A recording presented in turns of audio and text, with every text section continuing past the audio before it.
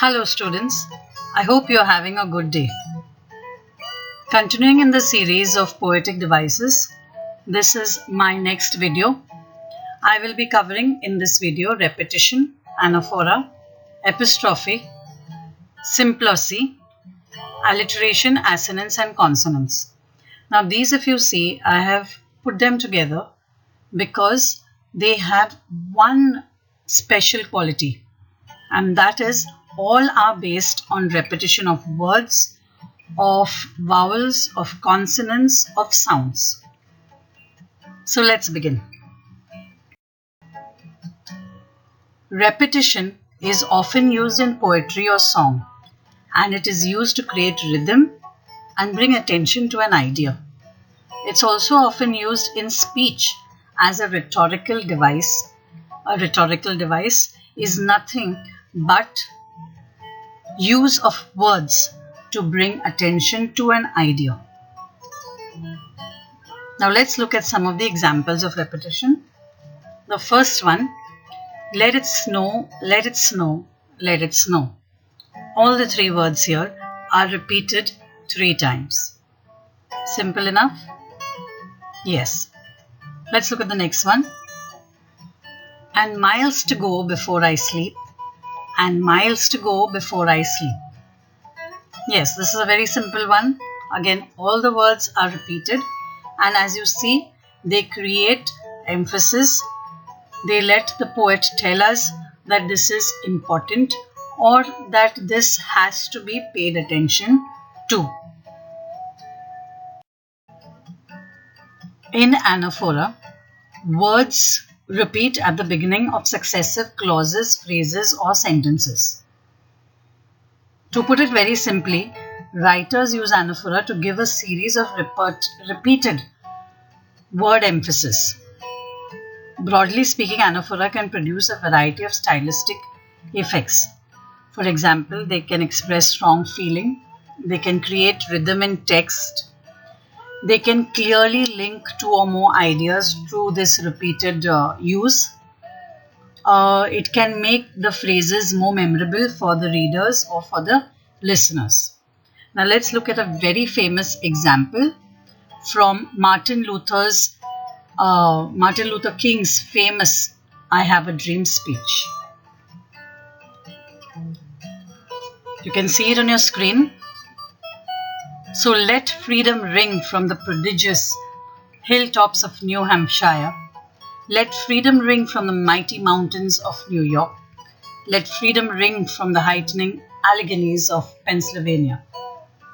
As you can see, I have highlighted in red these repeated phrases, and as you can also notice that it makes this much more memorable.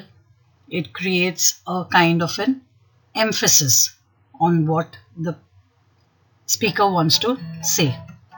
Let's look at the next one.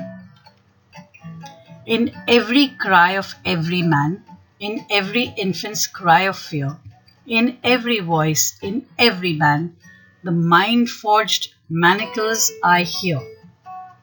Now here you can see in every is repeated 3 times. Also every, if you see in other sentences, they are repeated more than once. Now even songs use anaphora, and I'm sure you know this song.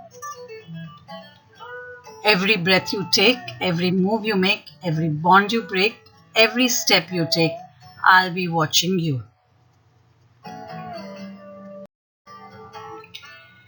Now, epistrophe is the opposite of anaphora. It is similar in the sense that phrases are repeated, but here it is the end that is repeated. So you have at the end of successive phrases, clauses or sentences, the words are repeated. Look at the examples given there. Do you swear to tell the truth, the whole truth, and nothing but the truth? And the next one is the famous opening lines of A Tale of Two Cities. Dickens here sets the scene very, very clearly to convey the chaotic times of the French Revolution, and this creates a rhythmic anchor, so to say, that forces Dickens' contradictory descriptions to remain connected even though they are contradictory. So it was the best of times, it was the worst of times. It was the age of wisdom, it was the age of foolishness, it was the epoch of belief, it was the epoch of incredulity. It was a season of light, it was a season of darkness. It was a spring of hope, it was a winter of despair. We had everything before us, we had nothing before us. As we've seen, anaphora is when the beginning words are repeated and epistrophe is when the ending words are repeated. Now Dickens very cleverly uses both anaphora and epistrophe, and we have an example of what is called symploce. Look at the sentence. It was the best of times, it was the worst of times. And then he continues, we had everything before us, we had nothing before us. Another very good example is this that you may have heard before. For want of a nail, the shoe was lost. For want of a shoe, the horse was lost. For want of a horse, the rider was lost. For want of a rider, the message was lost. For want of a message, the battle was lost. For want of a battle, the kingdom was lost. And all for the want of a horseshoe nail.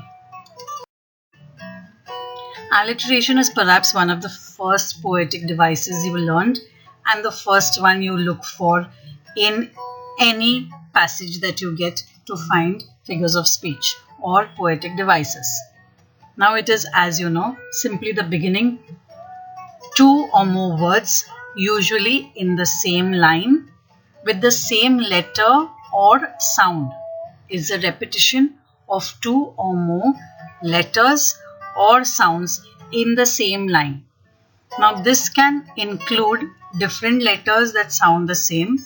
For example, C can go with S or K, depending whether it's a hard C like keyless castle or a soft C like simple cereal.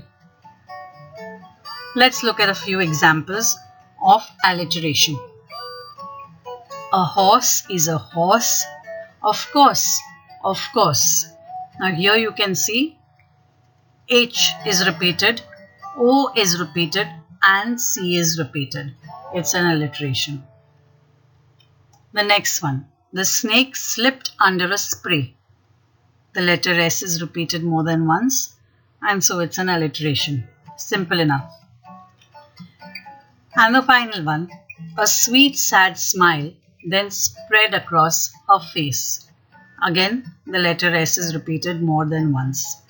Very good. This is the simplest, I think, that you all know, and you all love to get these in your poetry or in any passage.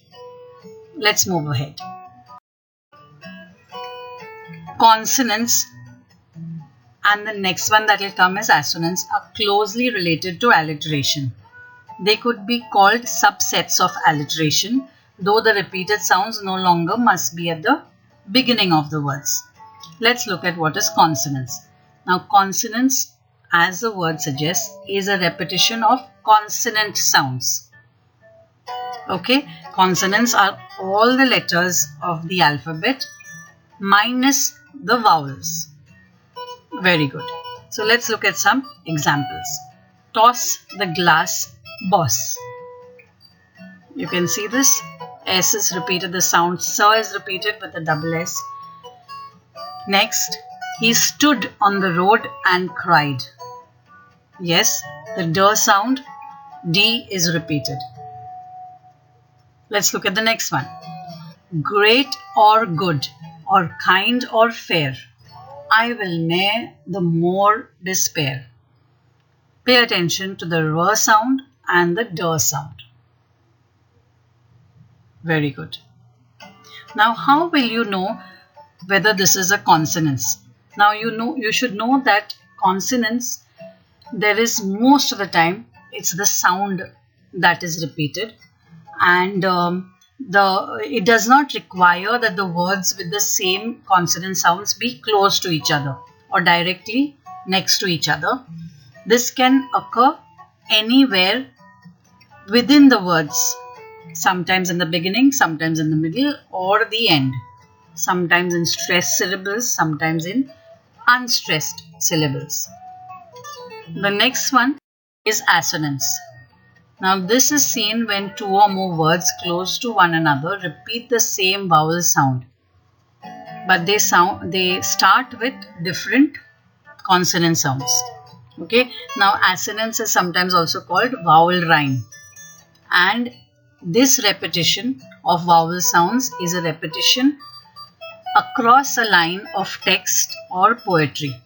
Now the words have to be near enough to each other that the similar vowel sounds are noticeable. Usually, but not always, the recurring vowel sounds will be in the middle of words that start and end with different consonants. Let's look at a few examples. Try to light the fire. Now see this, the first word is try.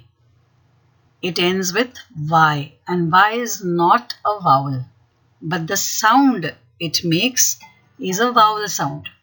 So you have I, and I sounds.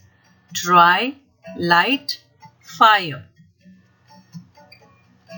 Next one, very interesting one. This used to be a slogan for Hoover vacuum cleaners. Let's look at this one. It beats as it sweeps, as it cleans. So you have the short E sound and the long E sound, even though the spellings are different.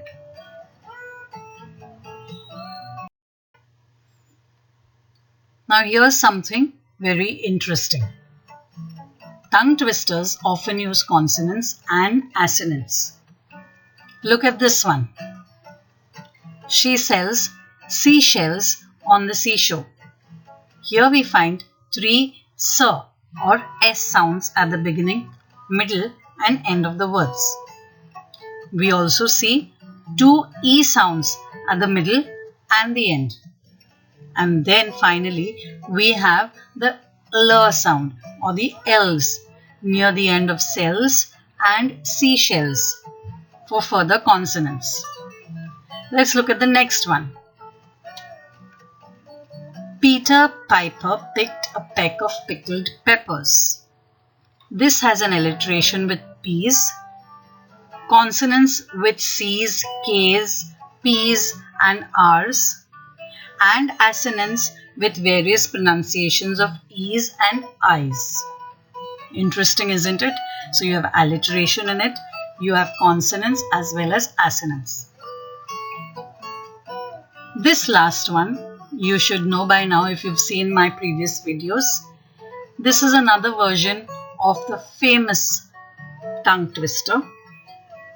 You look at this and figure out which are the ones that are used. Does it have alliteration? Does it have assonance? And does it have consonants?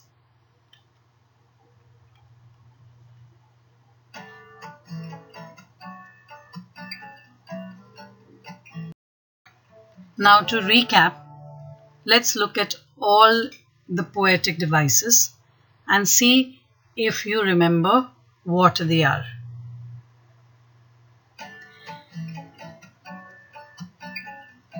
When words are repeated, it's repetition. When the beginning phrases, words or clauses are repeated, it's anaphora. When the ending is repeated, it is epistrophe. And when the beginning and ending are repeated, it is symploce.